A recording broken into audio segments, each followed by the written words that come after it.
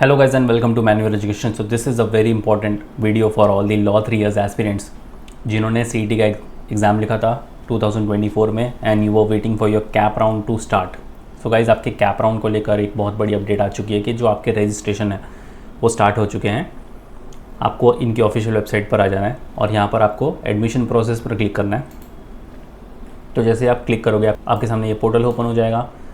यहाँ पर आपको लॉ 3 इयर्स के सामने एक न्यू ब्लिंक दिख रहा होगा, इस पर क्लिक करना है. तो यहाँ पर आप देख सकते हो CAP registration has been started. तो यहाँ पर आप न्यू कैंडिडेट रजिस्ट्रेशन पर क्लिक करके आपका रजिस्ट्रेशन भी कर सकते हो. कैसे करना है इसको लेकर एक अलग से वीडियो आएगी. इस वीडियो में फ़िलहाल हम देखेंगे इसके शेड्यूल को, कौन से डॉक्यूमेंट्स आपको रिक्वायर्ड है. Conversion certificate for graduation and post graduation. अगर आप CBSE, IGCSE, ICSE बोर्ड से बिलोंग कर रहे हो तो उसका मार्क्स कन्वर्जन सर्टिफिकेट कैसा होना चाहिए. अगर आपने SSC एंड HSC के मल्टीपल अटैम्प्ट्स दिए हैं तो उसका कन्वर्जन सर्टिफिकेट कैसा होना चाहिए. इन सारी चीज़ों पर बात करने वाले हैं, इसलिए बहुत ज़्यादा इंपॉर्टेंट वीडियो है, इसको बड़े ध्यान से देखना आखिर तक. तो सबसे पहले आपको इस पोर्टल पर आ जाना है. चेक करते हैं इसका रजिस्ट्रेशन शेड्यूल.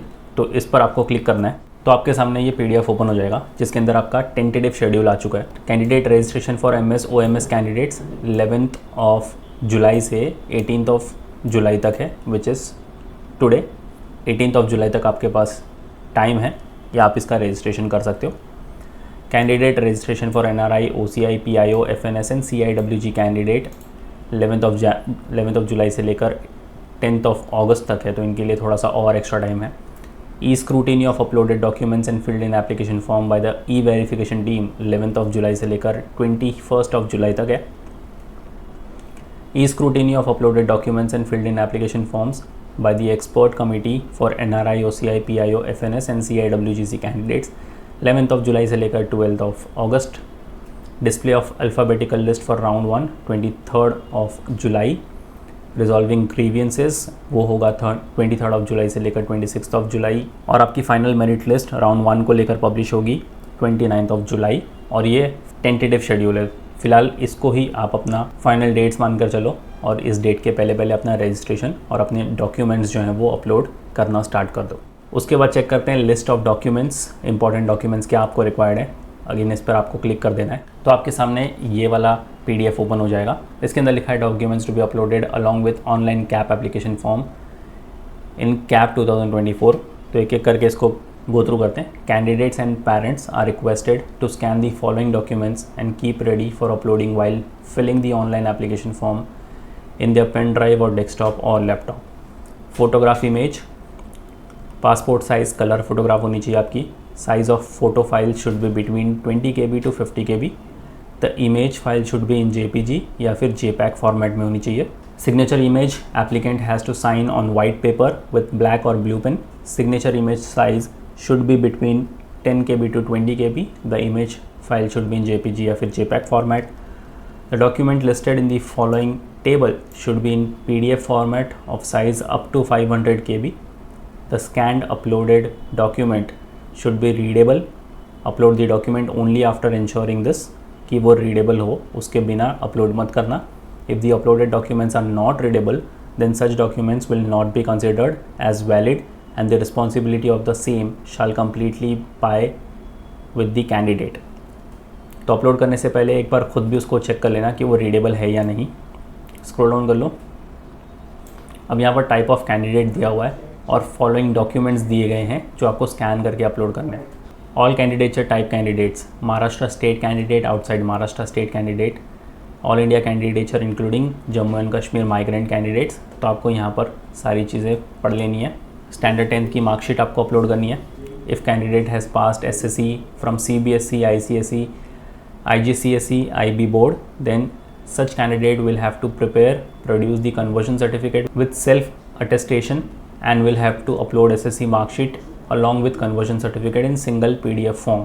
अलग अलग मत उसको अपलोड करना. 12th की बात करें, if candidate has passed HSC from CBSE, ICSE, IGCSE, IB board etc., then such candidate will have to produce the conversion certificate with self attestation and will have to upload HSC marks along with conversion certificate in the single PDF format. Same goes with your degree mark sheet as well. तो इसको अच्छे से go through कर लो बड़े ध्यान से. Scroll down कर लो. उसके एडिशनल में आपको लॉ 3 इयर्स का CET score card, domicile certificate या फिर बर्थ सर्टिफिकेट जो आपके प्लेस ऑफ बर्थ मेंशन कर रहा हो, स्कूल लिविंग सर्टिफिकेट अगेन जिस पे आपकी प्लेस ऑफ बर्थ मेंशन हो, या फिर आप कम्युनिटी, नेटिविटी या फिर डेट ऑफ बर्थ सर्टिफिकेट डाल सकते हो. Candidate has to upload any one of the document from these 4 documents mentioned in the number 6 above.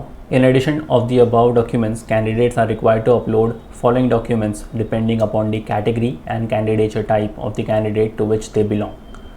अगर आप टाइप A कैंडिडेट हो तो आपको domicile certificate from the state of Maharashtra या फिर birth certificate mentioning the place of birth जो महाराष्ट्र में होनी चाहिए, स्कूल लिविंग सर्टिफिकेट जो आपका प्लेस ऑफ बर्थ बता सके इन the state of Maharashtra, community, nativity या फिर डेट ऑफ बर्थ सर्टिफिकेट, इन चारों में से आप कुछ भी अपलोड कर सकते हो.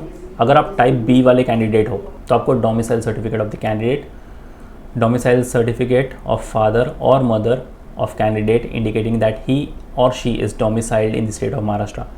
तो या तो आप अपना खुद का डोमिसाइल सर्टिफिकेट दे सकते हो या फिर आपके फादर या मदर का डोमिसाइल सर्टिफिकेट आप दे सकते हो जो ये इंडिकेट कर रहा हो कि वो डोमिसाइल हैं स्टेट ऑफ महाराष्ट्र के.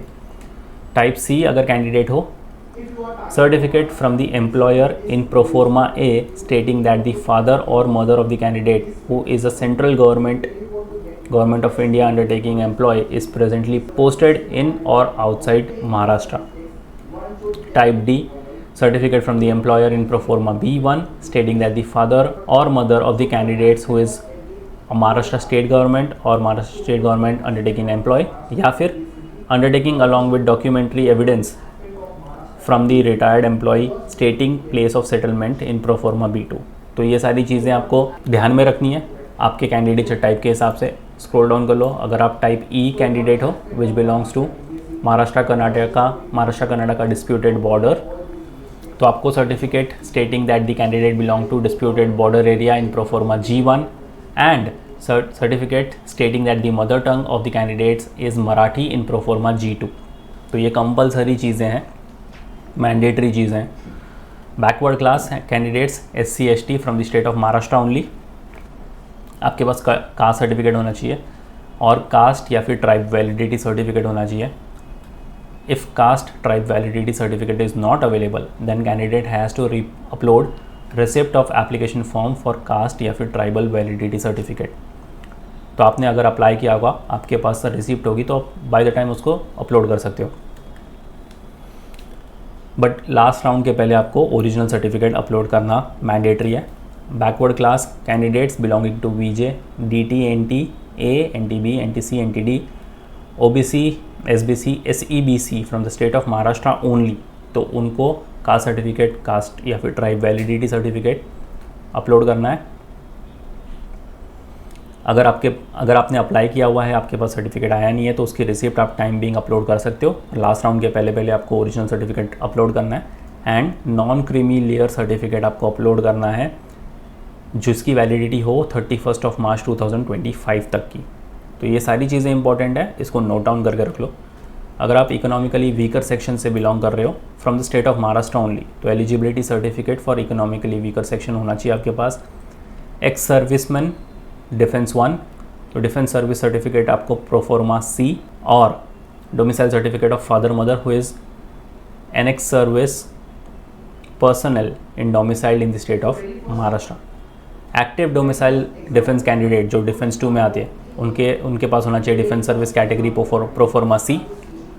डोमिसाइल सर्टिफिकेट होना चाहिए फादर या मदर का who is active defence service person and is domicile in the state of Maharashtra. Scroll down और कर लो तो active non domicile defence category defence service certificate होना चाहिए proforma C and certificate from the employee in the pro forma D stating that the father mother of the candidate who is an active defense service person presently posted in Maharashtra या फिर certificate from the employer in the pro forma stating that the father or the mother of the candidate is an active defense service person and has retained the family in his previous place of posting in Maharashtra. फिर यहाँ पर PWD category आती है, ये सारी categories आपको पढ़ लेनी है. PWD मेडिकल सर्टिफिकेट होना चाहिए issued by civil surgeon of the district hospital या फिर अप्रूव्ड मेडिकल बोर्ड या फिर all India institute established by central government competent to certify the disability.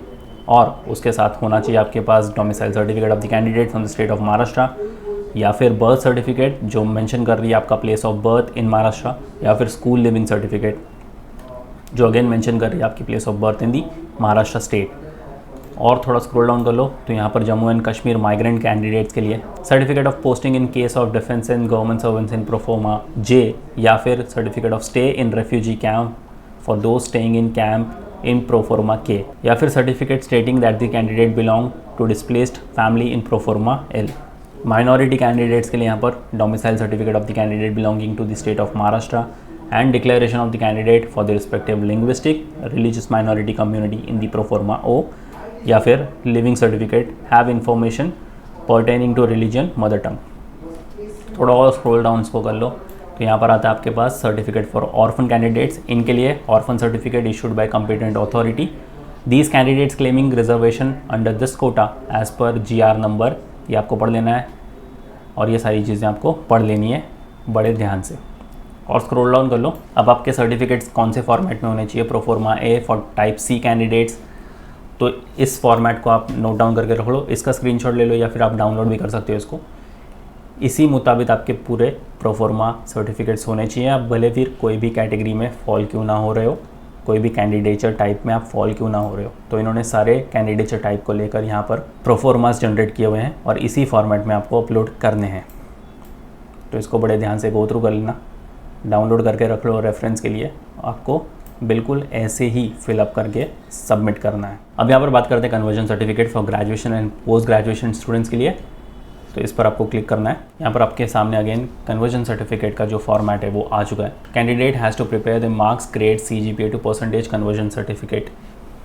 In case of semester pattern candidates conversion certificate ये होगा for graduate degree programme. यहाँ पर आपका name of the degree examination passed, year of passing, name of the passing university, name of candidate, name of college, यहाँ पर आपके सारे semesters आ जाएंगे, मार्क्स कितने आपको मिले थे, आउट ऑफ कितने मार्क्स का वो पेपर था, ये सारी चीज़ें आपको यहाँ पर भर के देनी पड़ेगी और बिल्कुल इसी फॉर्मेट में आपको सारी चीज़ें आगे भी फिलअप करनी है। तो इसको भी आप डाउनलोड करके रख सकते हो आपके रेफरेंस के लिए। कन्वर्जन सर्टिफिकेट का फॉर्मेट यही है और कोई भी फॉर्मेट नहीं होने वाला। वैसे कन्वर्जन फॉर्मेट को लेकर हमने ऑलरेडी डिटेल में वीडियो बनाई है, आप जाकर उस वीडियो को भी चेकआउट कर सकते हो। फिर बात करते हैं CBSE, IGCSE, ICSE marks conversion certificate candidates के लिए। So candidates are required to go through the sample marksheet and prepare conversion certificate for the respective boards.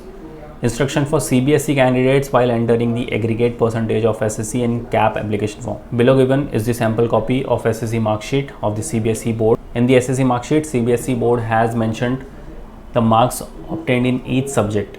In the mark sheet, marks obtained in each subject is mentioned, but the aggregate percentage obtained at SSC has not been mentioned. तो यहाँ पर सिर्फ marks mention किए हैं, percentage mention नहीं किए हुए हैं। But in CAP application form, candidate has to enter the aggregate percentage obtained in SSC examination. CET cell is giving the guidelines about how to calculate the marks obtained in each subject and aggregate percentage obtained in SSC of CBSE candidate on the basis of marks mentioned in their percentage. So candidate has to upload CBSE mark sheet shown below along with the conversion certificate as a single PDF format in CAP application form in place of SSC mark sheet. Scroll down कर लो तो ये आपका format होने वाला है, इसको भी आप डाउनलोड करके रख लो, जहाँ पर आप देख सकते हो कि सब्जेक्ट्स के नाम दिए गए हुए हैं, कितने मार्क्स यहाँ पर मिले हुए हैं। तो आपको बिल्कुल इसी फॉर्मेट में आपका कन्वर्जन सर्टिफिकेट भी अपलोड करना है। फर्दर स्क्रॉल डाउन कर लो कन्वर्जन सर्टिफिकेट, तो इन्होंने इसी रिज़ल्ट को यहाँ पर और अच्छे से बाइफरकेट करके आपको बताया हुआ है कि percentage calculation on the basis of marks obtained. तो यहाँ पर आप देख सकते हो मार्क्स ऑब्टेन्ड है 460, आउट ऑफ मार्क्स है 500, तो ये परसेंटेज आया है 92। Percentage obtained in SSC examination is 92। तो आपको इसी फॉर्मेट में आपका रजिस्ट्रेशन भी करना है। रजिस्ट्रेशन कैसा होगा वो मैं आगे आपको अगले वीडियो में गाइड कर दूंगा, तो इसलिए चैनल के साथ बने रहना। स्क्रॉल डाउन कर लो। Instruction for old CBSE candidate while entering the aggregate percentage of SSC in CAP application form. Candidate has to upload only part of CBSE mark sheet shown below along with the conversion certificate as a single PDF format in place of SSC mark sheet। तो आपको ऐसे format में कुछ उसको upload करना होगा। Again इसका भी इन्होंने ब्रेकअप दे के रखा है कि कैसे आप इसको कन्वर्ट कर सकते हो। Subject wise indicative percentage of marks 9.5 into GPA of the subject overall indicative marks 9.5 into CGPA, जितना भी आपको CGPA मिला हुआ, और ये फार्मूला भी दिया गया है। तो आप इस फार्मूले के बेसिस पर अपना कन्वर्जन सर्टिफिकेट तैयार कर सकते हो। Council for the Indian school certificate examinations, Indian certificate of secondary education examination, candidate has to upload the following type of statement of marks along with the conversion certificate given below. और ये ICSE board के लिए है, तो आपके लिए भी यहाँ पर एक फॉर्मेट रेडी हो चुका है। अगेन उसका ब्रेकअप आपको नीचे मिल जाएगा, तो आपको इसको गो थ्रू करना है अच्छे से। और जितने भी स्टूडेंट्स हैं IGCSE बोर्ड से बिलोंग कर रहे हैं, उनके लिए ये वाला फॉर्मेट होने वाला है। अगेन इसका ब्रेकअप आपको यहाँ पर दिख जाएगा, पूरा बाइफरकेट इन्होंने करके दिया हुआ है। स्क्रॉल डाउन कर लो। और जो भी IB बोर्ड से बिलोंग कर रहे हैं उनके लिए ये फॉर्मेट है, सो आप ये सारी चीज़ों को गो थ्रू कर सकते हो।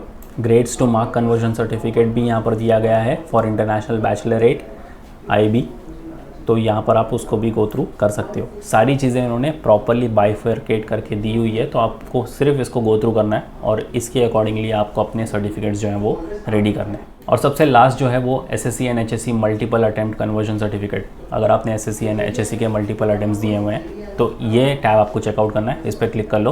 Conversion certificate for candidates who have cleared the SSC board examination in more than 1 attempt.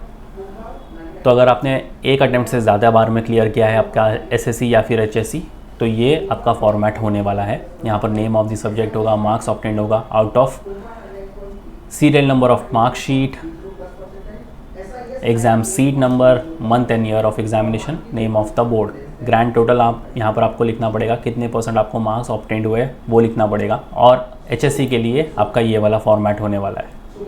तो काफ़ी सिंपल सा फॉर्मेट है, और ये सारी चीज़ें आपको बड़े ध्यान से गो थ्रू करनी है कि आपको हर एक स्टेप के लिए क्या सर्टिफिकेट्स रिक्वायर्ड है। सो यस गाइस, ये था complete video about your cap schedule, important documents, conversion certificates. इसको बड़े ध्यान से गो थ्रू करना, सारी चीज़ों को अच्छे से समझ लेना। फिर भी अगर आपको कोई भी डाउट एंड क्वेरीज है, you can write down in the comment section और शेयर कर दो ये वीडियो अपने सारे फ्रेंड्स के साथ भी। रजिस्ट्रेशन वाला वीडियो बहुत जल्द आने वाला है, so stay tune with the channel. Step by step registration कैसे होती है आपको उस वीडियो में पता चल जाएगा। So yes guys, that was pretty much it for the video. Until then I will see you in the next one.